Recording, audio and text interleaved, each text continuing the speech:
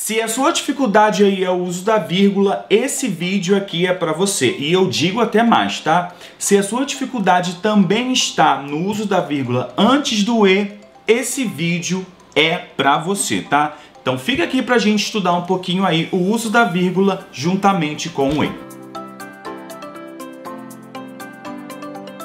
Mais um vídeo aqui do canal, eu sou o Prof. Gui Furtado, muito obrigado aí pela sua companhia e hoje é aquela aula incrível sobre vírgula. Pontuação, a galera tem muita dúvida e muita dificuldade, ainda mais quando o assunto aí é o uso da vírgula. E se essa vírgula aparece com o E, aí o bicho pega, aí a situação piora ainda mais. Então hoje são 4 frases para você pensar se você vai utilizar a vírgula ou não. Pega papel e caneta também para anotar aí todas as dicas e você, não vai errar nunca mais e disso aí eu tenho certeza. Então, sem mais delongas, bora para as frases. Bom, então eu tenho aí 4 frases para você pensar e já vai olhando para essas frasezinhas e pensa comigo aqui, você vai utilizar a vírgula ou não, tá?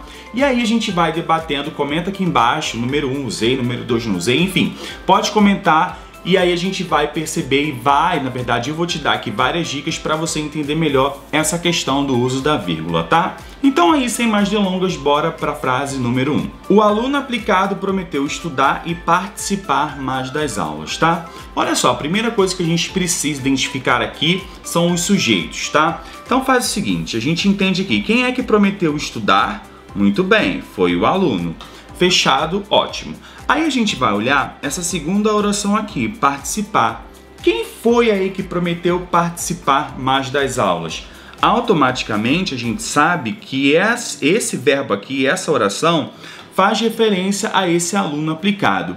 Então o que eu estou observando aqui? Vamos lá. Quem prometeu estudar? Foi o aluno aplicado. Então beleza, já achei o sujeito ali da primeira oração, tá? Agora quando eu falo participar mais das aulas, quem foi que prometeu participar mais das aulas, tá? Esse verbo participar, ele tem uma referência com o sujeito lá, que é o aluno aplicado. Então a gente tem uma regra do uso da vírgula antes do E que diz o seguinte: se eu estiver trabalhando, tá? 2 orações, prometeu estudar e participar, se eu estou trabalhando 2 orações e essas 2 orações, esses 2 verbos, fazem referência aí ao mesmo sujeito, então vou colocar aqui, mesmo sujeito, o que vai acontecer? A vírgula aí não é, na verdade, obrigatória. A gente não deve utilizar a vírgula. Então aqui eu não vou utilizar a vírgula nesse primeiro caso.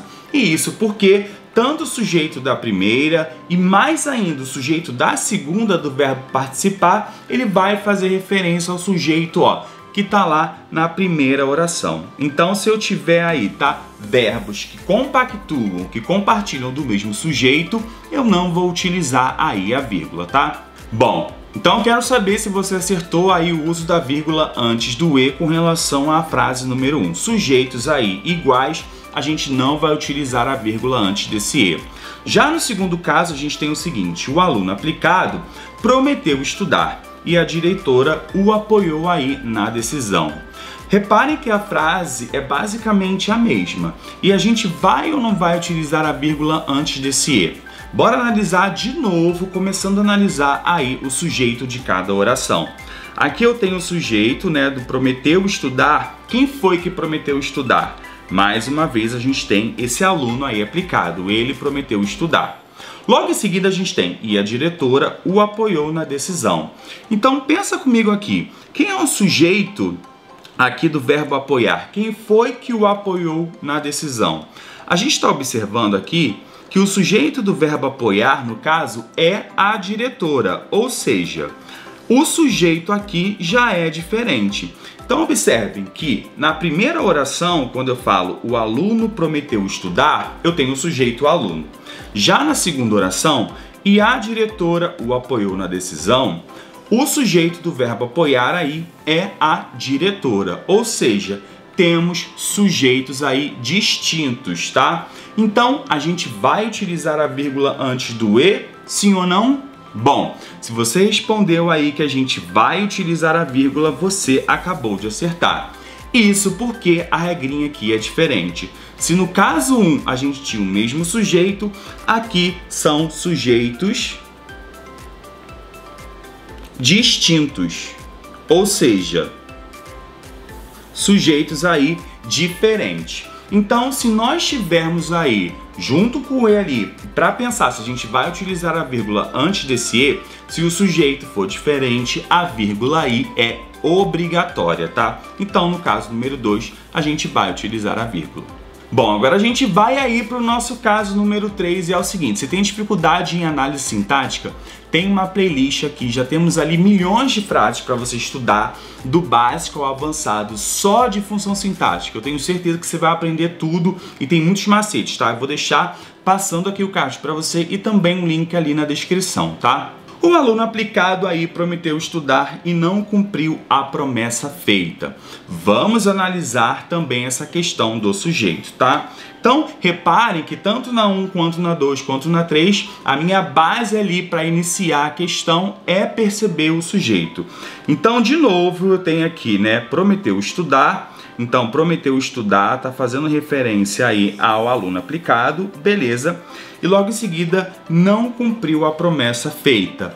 Aqui a gente tem que tomar muito cuidado, olha só. Quando fala assim, não cumpriu a promessa, quem é que não cumpriu a promessa? A gente sabe que a referência tá lá no aluno, tá? Só que o sujeito é o mesmo, beleza, que seria basicamente o caso aí da número 1. Só que aqui tem que ter uma atençãozinha a mais. Esse E que você está encontrando aqui, ele tem uma ideia adversativa, ele tem uma ideia de oposição. Quer ver, ó? O aluno aplicado, ele prometeu estudar, porém, ó, porém, adversativa, tá? Porém, não cumpriu a promessa feita.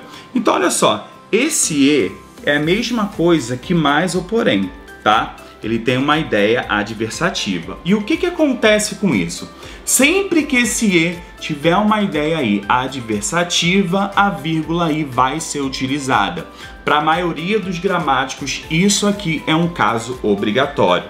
Então a gente vai utilizar a vírgula nesse caso, porque o E aí tem valor adversativo. Então vou colocar uma seta aqui, esse E tem valor adversativo, tem uma ideia contrária, esse E equivale a mais.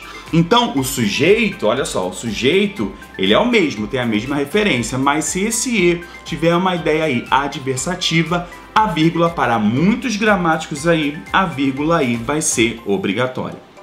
Bom, eu quero saber se você conseguiu acertar todas essas aqui e vai anotando aí, tá? Tudo que eu tô colocando, o mesmo sujeito, sujeito distinto e o E com valor adversativo para você lembrar na hora da sua prova, tá?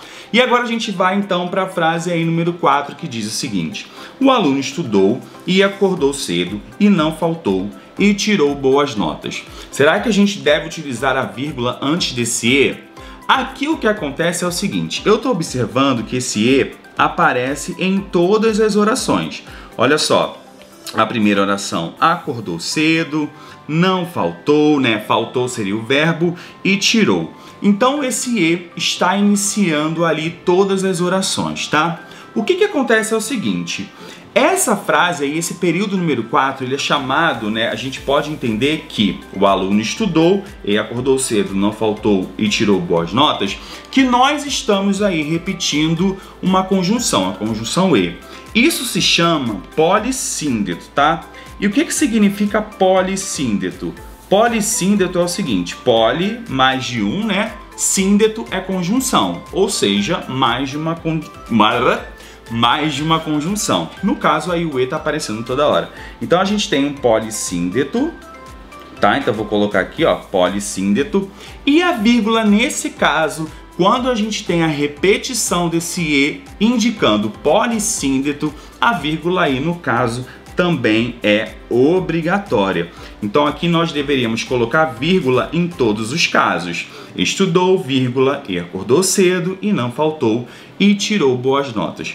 Então se a gente encontra polissíndeto, a repetição aí desse E, a vírgula nesse caso aí é obrigatória.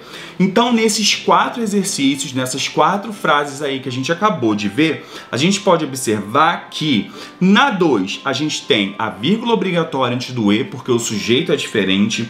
Na 3 a gente tem a vírgula também obrigatória, porque esse e, apesar de fazer referência, né, ao mesmo sujeito, os verbos fazem referência aos mesmos sujeitos aí, o que acontece? Esse e tem valor adversativo. E na 4 também é obrigatório, porque eu estou trabalhando polissíndeto, a repetição da conjunção e, então também é um caso obrigatório. Então, viu como é que é fácil aí você lembrar quando vai utilizar a vírgula antes do e?